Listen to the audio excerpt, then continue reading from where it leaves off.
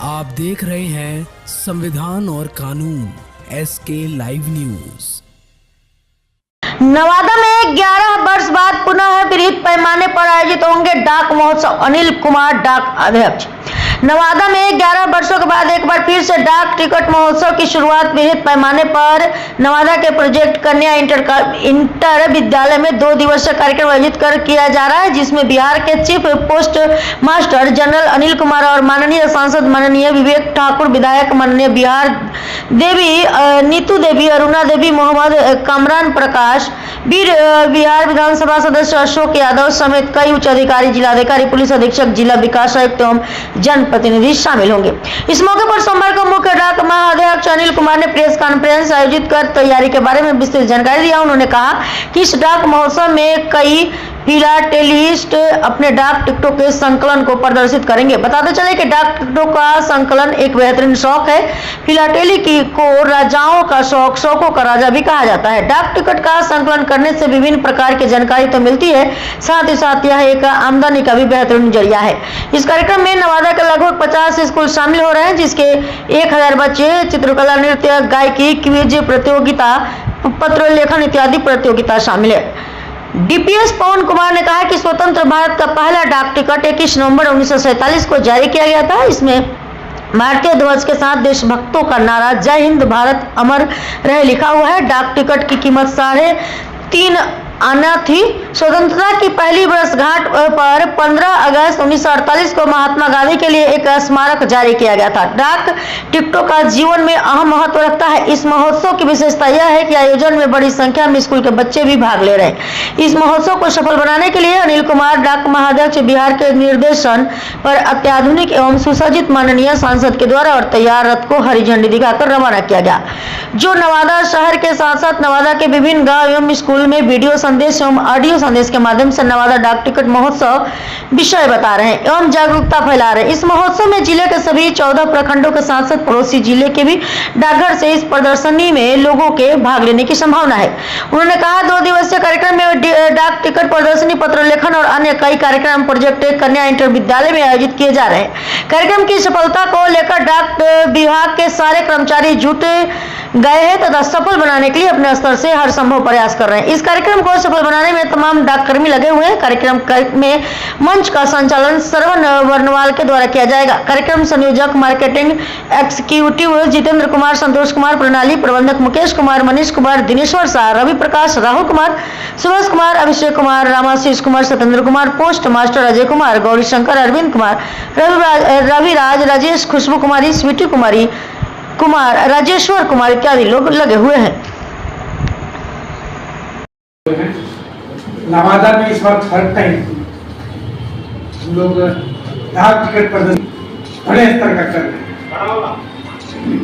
और सबसे पहला हम लोग यहाँ पर किए थे बाहर, अगर आपको याद होगा, और द्वितीय भी थर्ड हम लोग कर रहे हैं।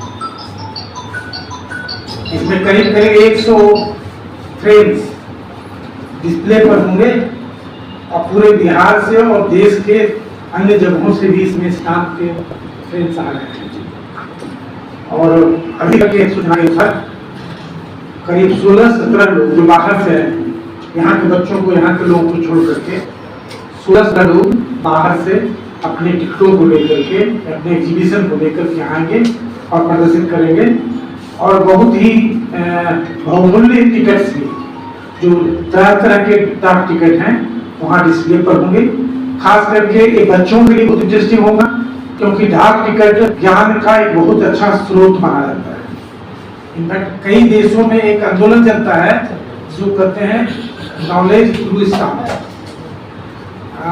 यूएसए में, फ्रांस में, स्विट्जरलैंड में, स्वीडन में, ऐसे कई कंट्रीज में किसी सब्जेक्ट को पढ़ाने से पहले लोग डाक टिकटों को डिस्प्ले करते हैं या उसका कई विजुअल्स को दिखाते हैं।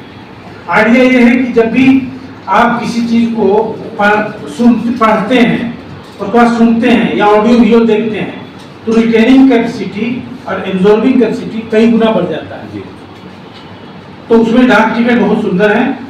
और एक और खास बात उसके साथ है कि ये कलरफुल है, रंगारंग है, तो इसको देखने में बहुत ही, कभी आप उड़ते नहीं हैं, और बहुत इंटरटेनिंग है। इनफैक्ट कई बार कहते हैं कि एक डाक टिकट से आप उतना नॉलेज हासिल कर सकते हैं जितना कि कई बार छोटे मोटे बुक्स में होता है। क्या कुछ लेखक होते हैं, उस देश के पैटर्न्स होते हैं, उस देश की आकृतियां होती है, उस देश या राज्य के जो कलाकृति होती है, पेंटिंग्स होती है, पेंटिंग के पैटर्न्स होते हैं। अगर किसी दूसरे देश का है तो वहाँ का कॉइन होता है, वहाँ की करेंसी होती है, उस देश का नाम होता है, कई बार उस देश की राजधानी का नाम होता है। तो आप एक स्टाम्प से और स्टाम्प से जुड़े हुए जो पेरिफेरल्स हैं, एक स्टाम्प के साथ और दो चीज निकलता है, एक ब्रोशर निकलता है और एक फर्स्ट डे कवर निकलता है। तो अगर तीनों चीज का अध्ययन आप करते हैं किसी सब्जेक्ट पर, तो उस सब्जेक्ट का मोटा मोटी एक अच्छा खासा नॉलेज आपको हो जाता है।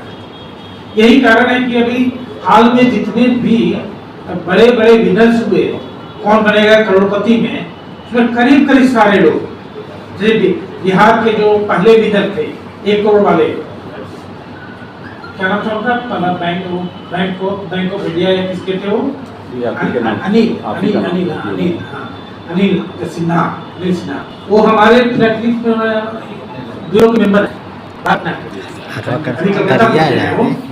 तो अधिकतर कौन बनेगा करोड़पति जो बहुत अच्छा करते हैं वो जनरली डाक टिकट संकलक होते हैं या स्टाम्प लवर होते हैं, क्योंकि स्टाम्प से बहुत इजीली आप कोई नॉलेज को हासिल कर लेते हैं। और हॉबी का मतलब यही होता है कि आप अगर थक कर आए हैं, दिन भर काम करके आए हैं, आपको जिस चीज की हॉबी है, सपोज कि स्टाम्प कलेक्शन की हॉबी है, स्टाम्प लवर है आप, तो अपने स्टाम्प के एल्बम को जैसे ही आप देखते हैं आपकी सारी थकान खत्म हो जाती है और उसके बाद वो 4 घंटे 5 घंटे पर उस पर काम करते रहते हैं। अभी जब थके हुए थे, लेकिन अभी आप जब काम कर रहे हैं तो कोई थकान नहीं। तो इसी को कहते हैं change of vocation is vacation. आप पत्रकारिता करते हैं, पत्रकारिता छोड़ करके सपोज डांस करना शुरू कर दीजिए, क्या? हाँ, तो आप नहीं थकेंगे। Change of vocation is vacation.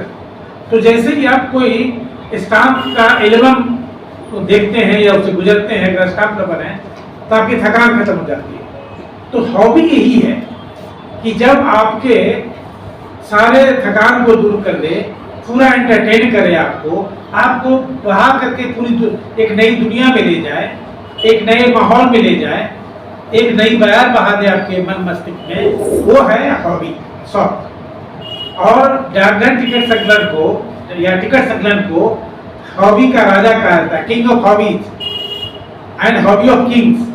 Hobby of Kings क्यों कहा जाता है कि एक डाक टिकट आप 5 रुपये अगर खरीदते हैं, 1 साल के बाद, 6 महीना के बाद, 6 साल के बाद, 10 साल के बाद, वो समय 5 रुपया होगा, 10 रुपया होगा, 20 रुपया होगा, लेकिन 5 रुपये का डाक टिकट कभी 4 रुपया 95 पैसा नहीं होगा।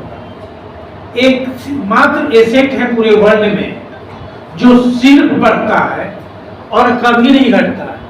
आप शेयर लेते हैं ना, आपके मतलब आपका नहीं है, तो आपका शेयर कभी घटी, कभी उतरी, कभी चढ़ी, कभी होता है ना। विदेश वालों ने पैसा निकाल लिया, धड़ाम से गिर गया। अडानी के बारे में एक रिपोर्ट आप लोग लिख दिए, धड़ाम से गिर गया। लेकिन आप कुछ भी कर लीजिएगा, स्टाम्प का दाम 5 रुपये से नीचे नहीं होगा, ठीक है। सोना का दाम बढ़ी, चांदी का रुकी, सब आता रहता नहीं, आप लोग लिखते हैं। जमीन का दाम बढ़ा, जमीन का दाम घटा, होता रहता है।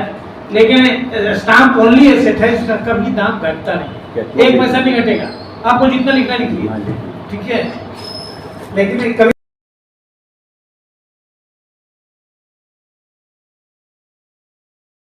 खबरों के लेटेस्ट अपडेट के लिए इसी तरह हमारे साथ जुड़े रहें और इस वीडियो को ज्यादा से ज्यादा शेयर करें।